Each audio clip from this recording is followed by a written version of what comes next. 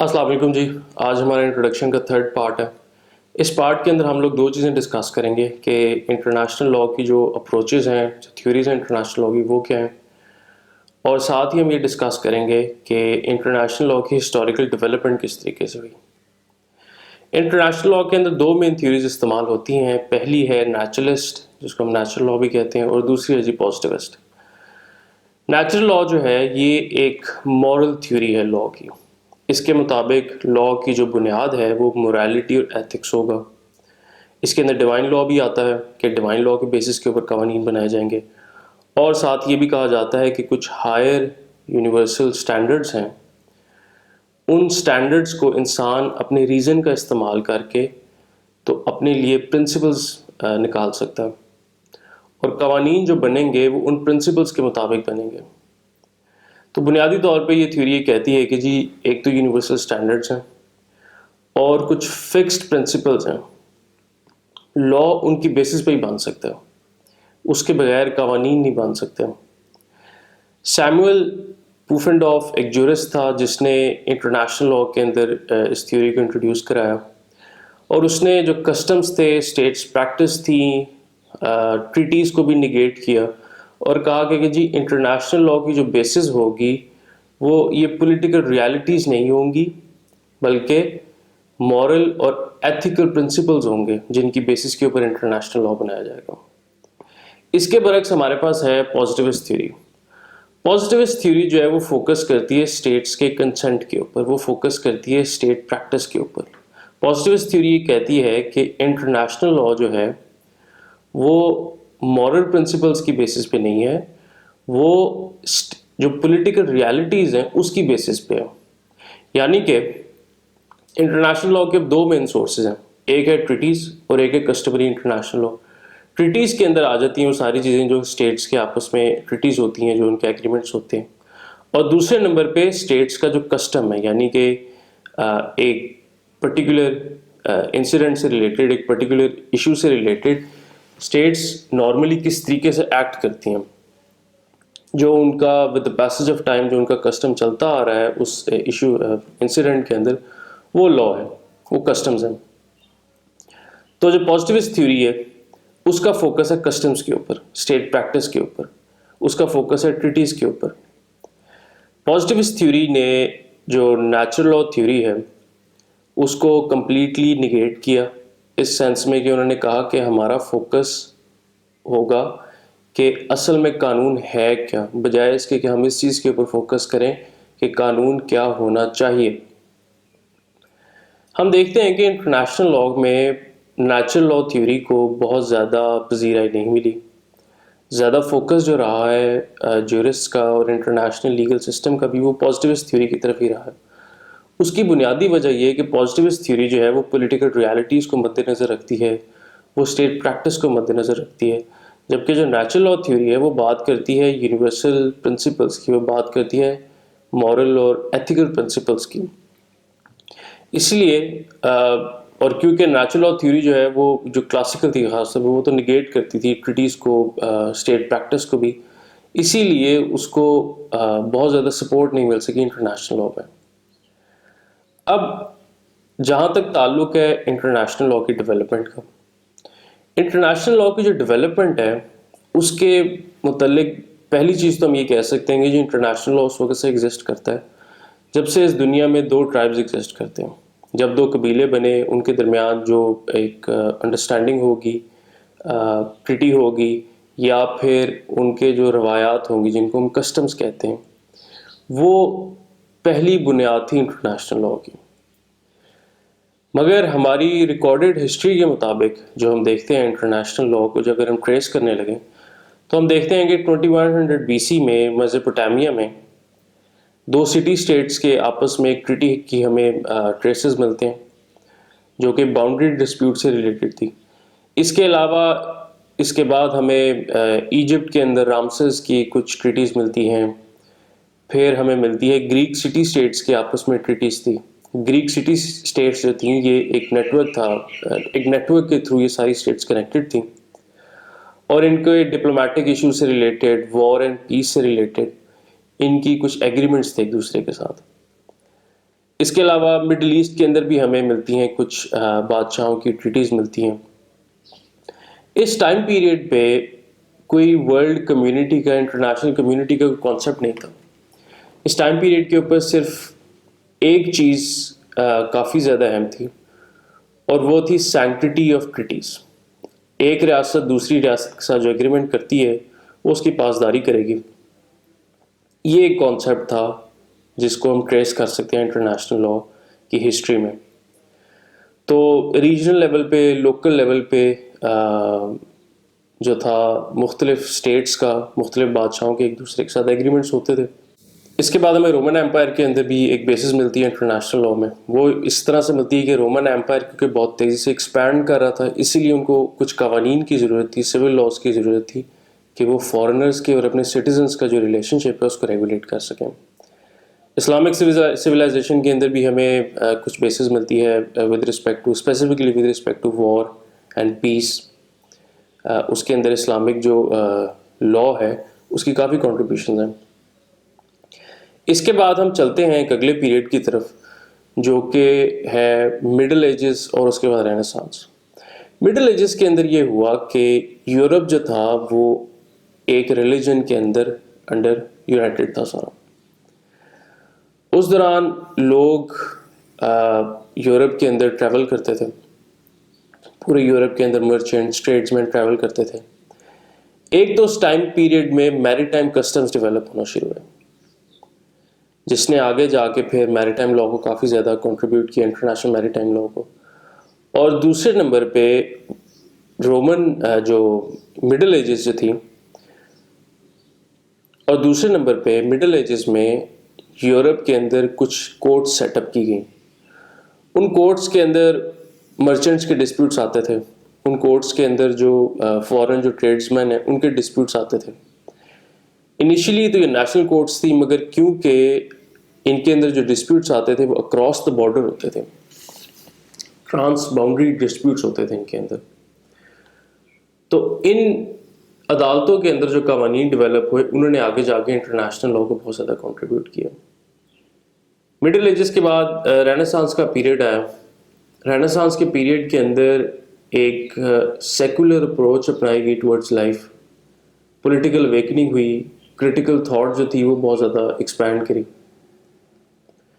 اس time period پہ ہم دیکھتے ہیں کہ ایک کانسیپٹ کافی زیادہ ابھرنا شروع ہوا, وہ تھا سوورینٹی کا, کہ ایک اسٹیٹ جو ہے, ایک ریاست جو ہے وہ اپنی باؤنڈری کے اندر سوورن ہے, اور اس سوورینٹی کا مطلب یہ ہے کہ وہ دوسری ریاست کے ساتھ کوئی نہ کوئی ایگریمنٹ کر سکتی ہے اور اپنے جو فارن ریلیشنز ہیں, انٹرنیشنل ریلیشنز جو ہیں وہ بنا سکتی ہے. اس دوران اور اس ٹائم پیریڈ کے بعد بھی ہمیں کچھ فلاسفرز ملتے ہیں, جورسٹ ہمیں ملتے ہیں جنہوں نے انٹرنیشنل لاء کی بہت زیادہ ڈیولپمنٹ کی. اس کے اندر ہمارے پاس سب سے پہلا جو نام آتا ہے وہ آتا ہے فرانسسکو وٹوریا کا. فرانسسکو جو ہے ایک اسپینش فلاسفر تھا, اور اس کے ٹائم پیریڈ پہ اسپین جو ہے وہ ساؤتھ امریکہ کے اندر انویژنس کر رہا تھا. فرانسسکو نے ایک کانسیپٹ دیا جسٹ وار کا, کہ جی آپ صرف تب جنگ کر سکتے ہیں اگر وہ وار جو ہے وہ جسٹیفائڈ ہو. مگر فرانسسکو کے مطابق کیونکہ اس ٹائم پیریڈ پہ لاء میں بہت زیادہ انفلوئنس تھی نیچرل لاء کی, ڈیوائن لاء کی, فرانسسکو کے مطابق کیونکہ جو ساؤتھ امریکنس تھے اس وقت وہ کسی اور ریلیجن کو فالو کرتے تھے, کرسچینٹی کے علاوہ کسی اور ریلیجن کو فالو کرتے تھے, تو یہ ایک جسٹ بیسس تھی وار ویج کرنے کی. اس کے بعد ہمارے پاس آتے ہیں البیریکو جینٹیلی. البیریکو جینٹیلی جو ہے اس کی انٹرنیشنل لاء کے اندر جو کنٹریبیوشنز ہیں وہ 2-3 ہیں. سب سے پہلے تو البیریکو جینٹیلی نے لاء آف وار اور پیس سے ریلیٹڈ کافی کام کیا. پھر اسپیسیفکلی البیریکو نے ایک بات کہی کہ ہمیں انٹرنیشنل لاء کو تھیولوجی سے دور رکھنا ہے, یعنی کہ ریلیجس لاز سے, جس طریقے سے ہم نے پہلے ڈسکس کیا کہ فرانسسکو کا یہ کانسیپٹ تھا کہ وار جسٹ وار کے جو ہے وہ ویج کی جا سکتی ہے اگر جو دوسری کمیونٹی ہے, جو دوسری نیشن ہے, وہ کسی اور ریلیجن کو فالو کرتی ہے. البیریکو نے کہا کہ جی یہ جسٹ وار کے لیے یہ کرائٹیریا نہیں ہونا چاہیے. جسٹ وار ہے مگر اگر کوئی اور نیشن جو ہے وہ کسی اور ریلیجن کو فالو کر رہی ہے, یہ کوئی وجہ نہیں ہے اس کے اوپر وار ویج کرنے کی, نہ ہی یہ کوئی ریکگنائز کرائٹیریا پر ہونا چاہیے. اس کے علاوہ البیریکو نے پریمپٹیو وار کا کانسیپٹ دیا. آج انٹرنیشنل لاء کے اندر ہم دیکھتے ہیں کہ پریمپٹیو وار جو ہے, جس کو ہم پریمپٹیو سیلف ڈیفenس بھی کہتے ہیں آج, وہ ایک بہت براڈ فیلڈ ہے. اس چیز کا کانسیپٹ جو ہے البیریکو جینٹیلی کی رائٹنگ سے ہمیں ملتا ہے. فائنلی ہوگو گروشس آتا ہے. ہوگو گروشس جو ہے اس کو فاؤنڈر آف انٹرنیشنل لاء یا فادر آف انٹرنیشنل لاء بھی کہا جاتا ہے. کچھ لوگ سمجھتے ہیں کہ شاید یہ بہت بڑی ایگزیجریشن ہے, مگر ہوگو گروشس کی جو ٹریٹیز ہیں, جو اس کی رائٹنگز ہیں, انہوں نے انٹرنیشنل لاء میں بہت زیادہ کنٹریبیوٹ کیا. ایک تو ہوگو گروشس نے البیریکو جینٹیلی کا ہی جو کام تھا اس کو آگے بڑھاتے ہوئے ریلیجس لاز کو علیحدہ کیا انٹرنیشنل لاء سے. دوسرے نمبر پہ ہوگو گروشس نے دو کانسیپٹس دیے, jus in bello and jus ad bellum. ایک تو یہ ہے کہ جی جب آپ جنگ کے دوران کس طرح کے قوانین اپلائی ہوں گے, اور دوسرا یہ ہے کہ جنگ میں جانے کے لیے کس طرح کے قوانین چاہیے ہمیں. یعنی کہ وار, ایک جسٹ وار ویج کرنے کے لیے کیا ہم اس جنگ میں جا سکتے ہیں یا نہیں جا سکتے, اس کے لیے جو رولز اپلائی ہوں گے. آج ہم دیکھتے ہیں کہ یہ دونوں پرنسپلز انٹرنیشنل لاء کے اندر بہت زیادہ ایگزسٹ کرتے ہیں. ایک انٹرنیشنل ہیومینیٹیرین لاء ہے جو کہ وار کے دوران جو قوانین ہیں اس کے حوالے سے اپلائی کرتا ہے, پرزنر سے ریلیٹڈ. اس کے علاوہ ملٹری انسٹالیشنز, کس چیز کو ٹارگٹ کر سکتے ہیں, کس چیز کو نہیں ٹارگٹ کر سکتے, وہ سارے قوانین. اور دوسرا یہ کہ جی آپ وار ویج یوز آف فورس آپ کر سکتے ہیں نہیں کر سکتے, وہ ہم جب یوز آف فورس کا چیپٹر پڑھیں گے اس میں ہم مزید ڈیٹیل میں اس چیز کو دیکھیں گے. دوسرے نمبر پہ ہوگو گروشس کی کافی زیادہ کنٹریبیوشن ہے. ہوگو گروشس نے انڈیویجولس کے رائٹس کی بات کی.